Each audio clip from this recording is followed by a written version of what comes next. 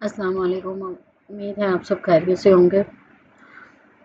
तो जिन लोगों ने अभी तक मेरे चैनल को सब्सक्राइब नहीं किया उनसे रिक्वेस्ट है कि मेरे चैनल को सब्सक्राइब करें, बेल के आइकॉन को क्लिक करें और आने वाली हर वीडियो जो कि आपके ही बेनिफिट के लिए बनाई जाती है उससे बेनिफिट लें।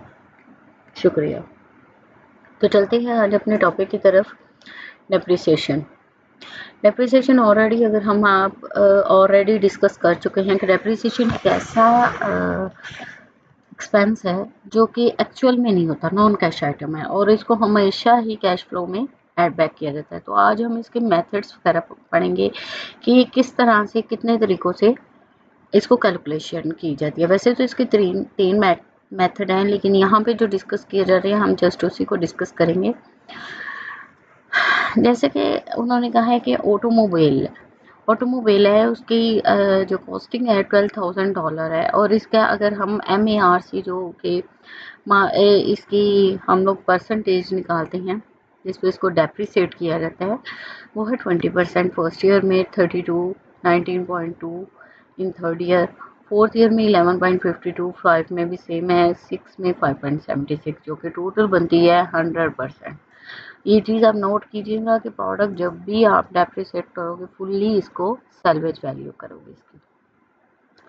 जब 20% करते हैं तो 2400 बनती है। सेम लाइक अगर दूसरे साल में देखा जाए तो उसमें 32% इसकी डेप्रिसिएशन होगी तो 3840 होगा।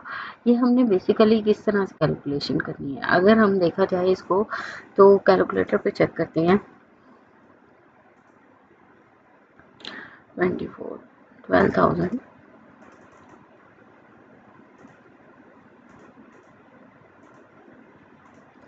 तो ये देखें हमने जस्ट इसको कॉस्ट पे लेना है। ये सारी जो परसेंटेज MACR जो है मार्केट वैल्यू जो हमें परसेंटेज निकालनी है वो सिर्फ हमने 12,000 पे लेनी है, ये याद रखिएगा। ये देखें इन्होंने, और इसकी जब हमने मार्केट वैल्यू एंडिंग वैल्यू निकालनी है वो हमने इसमें से माइनस करके निकालनी है। ये देखें जब हमने इसको बुक वैल्यू पे लेना, अगर वो कहेगा ना एंडिंग बुक वैल्यू बताइए तो आपने इस तरह से कैलकुलेट करनी है। जो कॉस्टिंग में से इसको माइनस करना है, इसी बुक वैल्यू को अगले साल की हमने बिगिनिंग वैल्यू बना देनी। ये आगे आप इसको एक्सप्लेन किया हुआ है, आप पढ़ लीजिए, इतना खास नहीं है।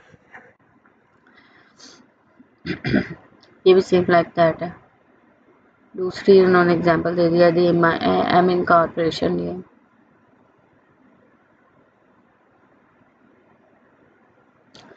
अब यहाँ पे देखा जाए तो यहाँ पे the company is considering the feasibility of a new line of product based on the market research its project its unit sale है इसकी। ये मैं आपको जस्ट समझा रही हूँ क्योंकि ये इतने लॉन्ग क्वेश्चंस वो अगर पूछेगा भी तो कॉन्सेप्चुअल बेस को ये एक चीज़ पूछ लेगा। ये नहीं है कि इतने लॉन्ग क्वेश्चन पूछे, और अगर लॉन्ग क्वेश्चन पूछेगा तो वो फिर 5 मार्क्स का होगा और ये बहुत कम आते हैं इस तरह के क्वेश्चन। मैं आपको ये समझाती हूँ। यूनिट सेल्स की हैं 3,000 पहले साल में, दूसरे साल में 5,000। और वो कहता है new product will price to sell at 120 per unit to start, however the composition may affect the price to drop to 110 after 3 years. किस तरह से ये इस पे अफेक्ट करेगी कि 3 साल बाद ये 110 हो जाएगी। हमने पहले 3 सालों में इसको 120 पे ही मल्टीप्लाई करके देखना है। इसके यूनिट्स उन्होंने दिए हुए हैं ये तीनों आपने यूनिट्स को मल्टीप्लाई 120 से करना है। फिर नेक्स्ट ईयर जितने भी हैं उनको आपने सबसे जो है 110 से मल्टीप्लाई करना है और आपके रेवेन्यूज जनरेट होते जाएंगे। अब वो कह रहे हैं यूनिट प्राइस जो है कि एक साल में पहले 3 साल में इस तरह से भी आप कर सकते हैं, उसके बाद रेवेन्यूज आपका ये हो रहा है। अब वेरिएबल कॉस्ट जो है 1,80,000 की एक साल में है, फिक्स कॉस्ट 25,000 आई है, डेप्रिसिएशन 1,14,320। और इसको अगर हम earning before interest and tax निकालें तो 40,680 रुपीज़ हमारा earning before interest and tax है। और इस पर 34% जब टैक्स लगता है तो इस पर 34% जो टैक्स लगता है $13,381 बनता है।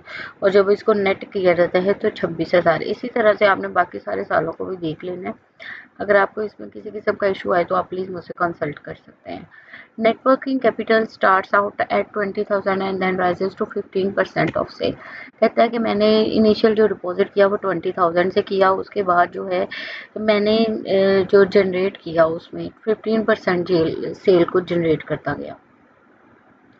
Net working capital first year में हमारे जो कहते हैं working capital grow from 20,000 to 0.515, उसने इसको 0.15 से मल्टीप्लाई किया तो 3,60,000 का जो हिसाब किताब है 20,000 से 0.15 3,60,000 पे गया और उसको मल्टीप्लाई किया उसने तो वो 54,000 हो गया। The increase in the 54,000 minus 20,000 is 34,000। Basically वो यही बताना चाह रहा है कि नेटवर्किंग कैपिटल में कितना इंक्रीज हुआ। अब the rest of the figure is that